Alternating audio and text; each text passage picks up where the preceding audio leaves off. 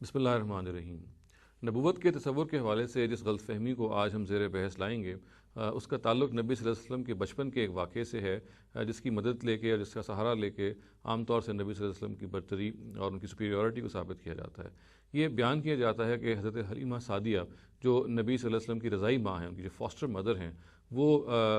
بہت زیادہ پروٹیکٹ کرتی تھی نبی صلی اللہ علیہ وسلم کو جب وہ چھوٹے تھے، اور ان کو وہ دھوپ میں نکلنے نہیں دیتی تھیں۔ ایک دن کا واقعہ یہ بیان کیا جاتا ہے کہ نبی صلی اللہ علیہ وسلم کی جو رضائی بہن ہیں وہ ان کو کہا جاتا ہے کہ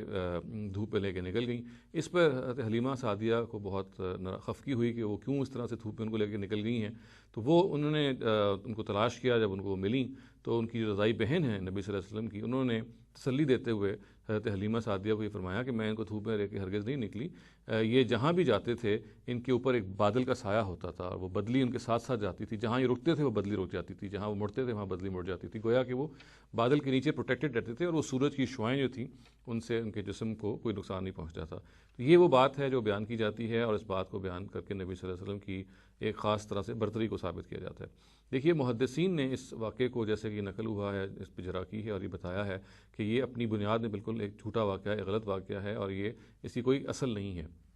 اس کے بارے میں ہمیں معلوم ہے کہ یہ دو واسطوں سے نقل ہوا ہے، حدیثی کتابوں میں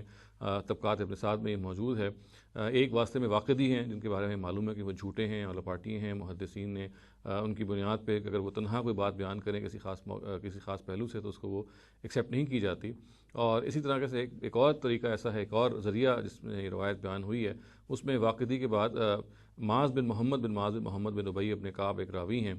جو موجود ہیں، جن کے بارے میں ہمیں معلوم ہے کہ وہ محدثین یہ کہتے ہیں کہ وہ مجہول آدمی ہیں اور ان پہ اس لحاظ سے ہم بھروسہ نہیں کر سکتے۔ چنانچہ اس روایت کی کوئی کل سیدھی نہیں ہے، اس روایت کی جو نسبت ہے وہ تاریخی طور پہ ثابت بھی نہیں ہے، اور محدثین کی اس جرح کے نتیجے میں اس روایت کی کوئی بنیاد نہیں رہتی، مگر اس کے باوجود لوگ اس کو بیان کرتے ہیں، اور اس کے ذریعے سے نبی صلی اللہ علیہ وسلم کی شخصیت کو ایک لحاظ سے ان کا خیال ہے کہ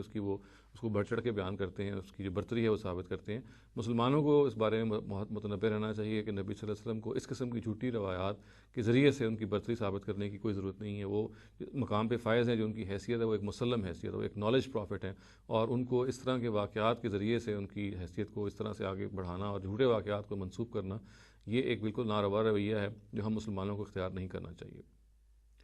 اقول قولی ھذا واستغفر اللہ لی ولکم ولسائر المسلمین والمسلمات۔